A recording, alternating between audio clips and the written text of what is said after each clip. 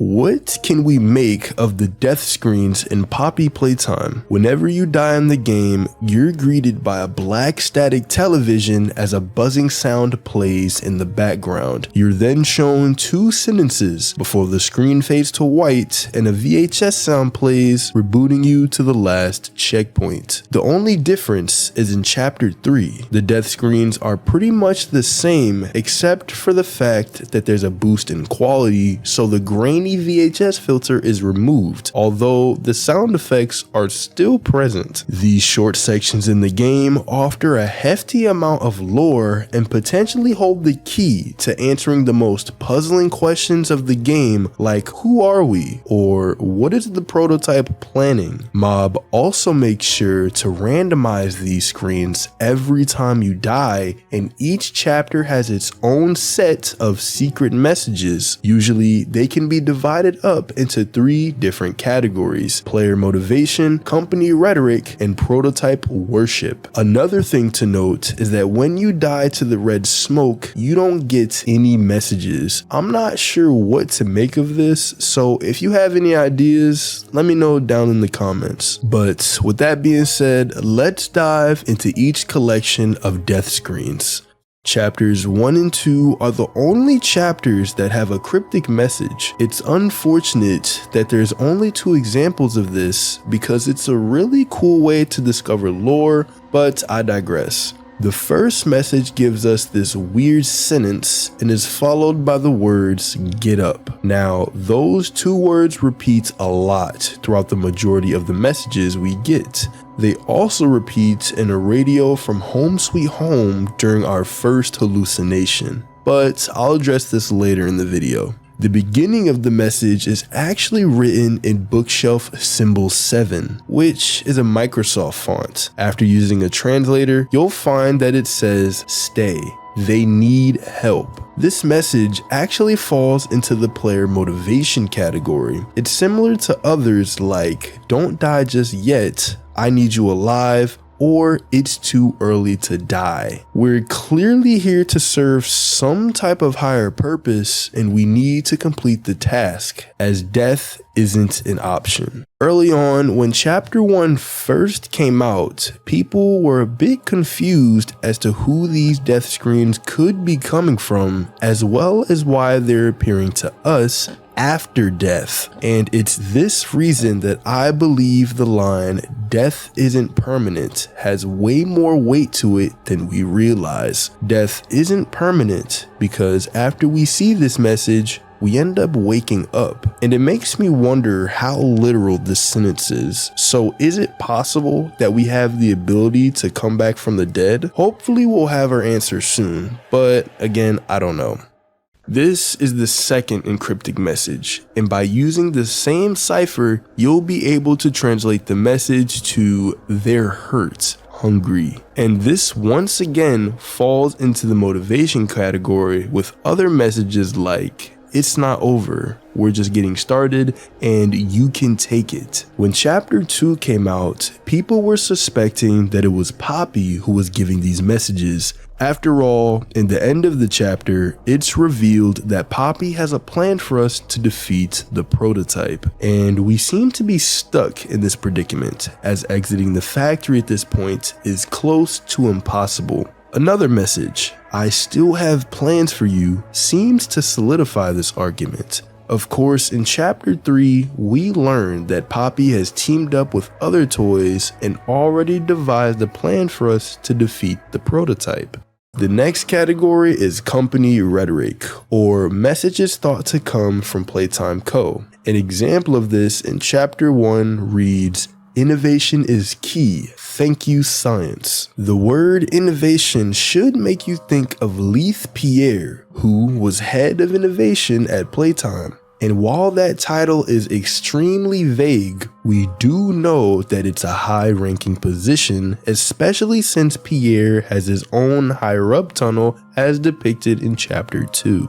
We also know that he was aware of the Bigger Bodies initiative, as Pierre gaslighted employee Marcus Brickley for seeing a giant creature with 1,000 legs. But we know that this character is known as PJ Pugapillar, and of course in chapter 3, he's seen speaking with Catnap as Dr. Sawyer's replacement. On top of that, Pierre represents the atmosphere of Playtime Co. towards the end of its run, unconcerned about the orphans being sacrificed and moving on with cruel punishment only to benefit the factory. And we know that during this time, Playtime took this initiative very seriously, praising science and everything that it did for them. So much so that they would continue on even if it meant being killed. I'm not worried about myself. One breakthrough and I'll be back. We must forge onwards in the name of science, whether those who are beneath us understand it or not. End of...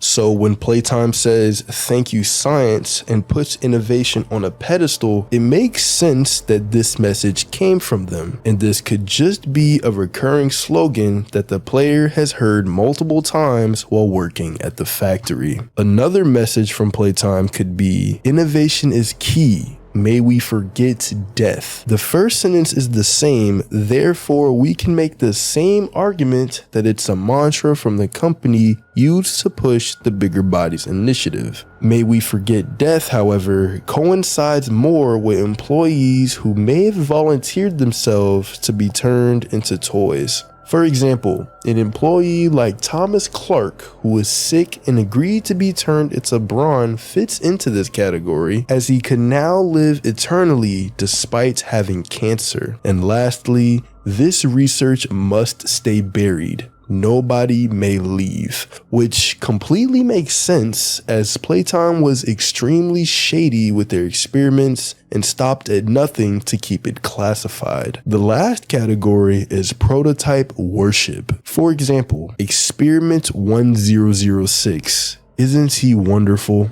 Now, there's a handful of characters who would be praising the prototype in this way. It could be one of his loyal followers, but they would have to be able to speak, so that eliminates Huggy. And the follower has to be extremely fond of 1006, so we can eliminate Mommy because although she was serving him, she was doing so out of necessity to survive. I guess you could say it was Catnap because he genuinely worshipped the prototype, but this message is from chapter 1. And as far as we know, Mob didn't envision Catnap until the production of chapter 3, seeing as he pretty much came out of nowhere with no prior cameos. I'm led to believe that this was actually a scientist speaking about the prototype.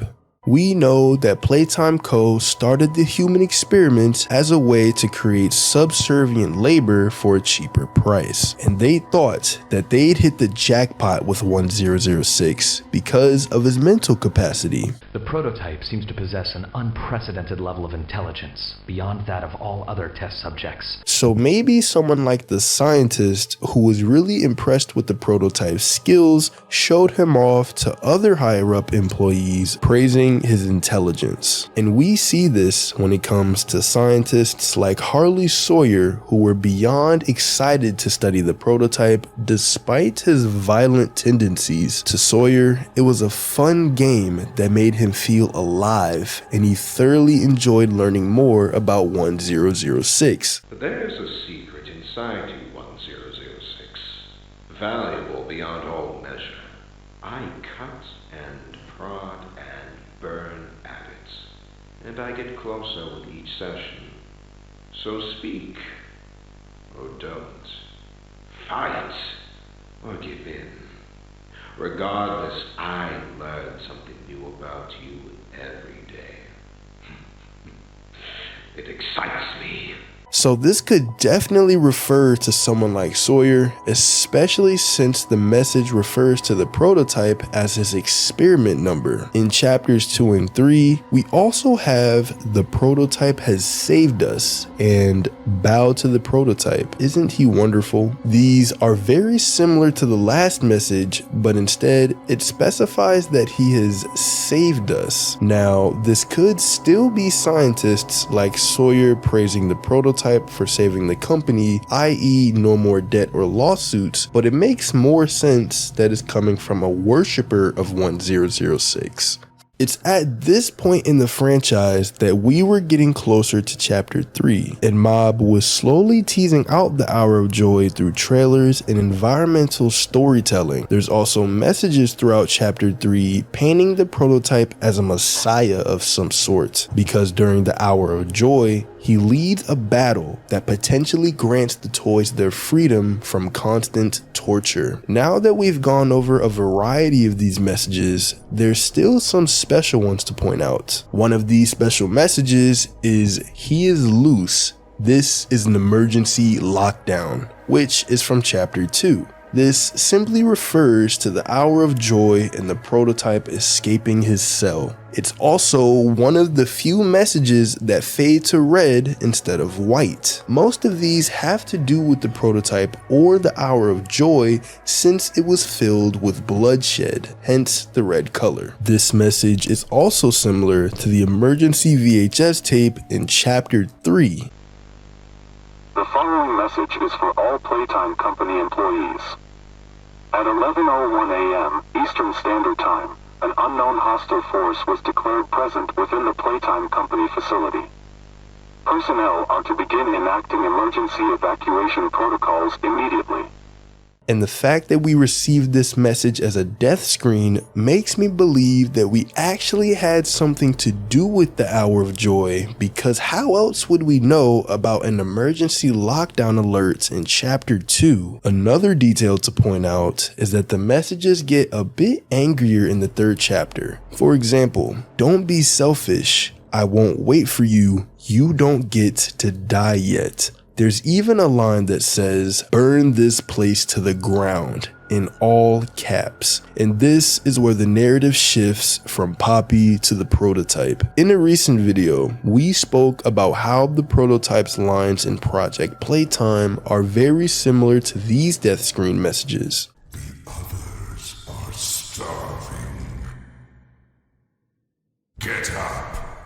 And now it makes sense that it's actually him behind these messages. And there's two possibilities. Number one, they could just be memories. Going back to the hallucination in Home Sweet Home, the reversed message we hear alludes to us being a part of the Hour of Joy, but failing to show up. These lines could represent the prototype's anger with us for failing out last minute. Number two, these messages could be 1006 communicating with us directly, as it's been proven through Project Playtime that the prototype can communicate with his subjects telepathically. And this can be seen with another strange line that doesn't quite fit in with the others. "It's time to harvest. The body is still fresh." This doesn't seem like a company message, because it's strange for scientists to use the word harvest in any context. So perhaps this is also the prototype. Dog Day mentions that the ruined critters get fed in return for their labor. So this message is essentially 1006 encouraging his army to feast upon their prey. It makes you wonder if Poppy was ever talking to us in these death screens. So is there any chance that it could still be her? It's a solid maybe. Mob Entertainment may have originally planned for those to be her lines, but ended up